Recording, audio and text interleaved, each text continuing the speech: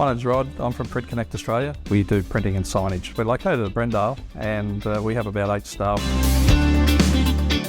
In regard to our energy use, printing is a very energy intensive process. We also have a number of machines that at different times through the day are operating at full speed, and what we found is that we were getting peaks, and in those peaks we're getting excessive bills.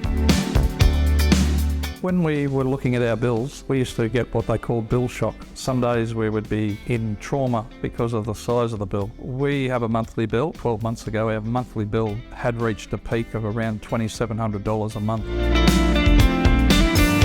At the moment, our bills have been as little as $600, but we expect them to settle around the $600 to $800 mark. Per year, we estimate we've saved around $15,000 plus.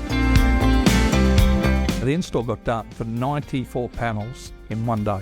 The interruption was absolutely zero to our business, and to wire it in, have it running, come down at 4:30 in the afternoon and give me a demo, show me the app, sign me in, get it put on my phone, show me how to use it.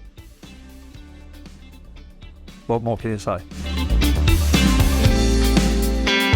Our investment versus the return, we are going to pay for this solar system that we put on in under 2 years. That, as an investment, is a very good return.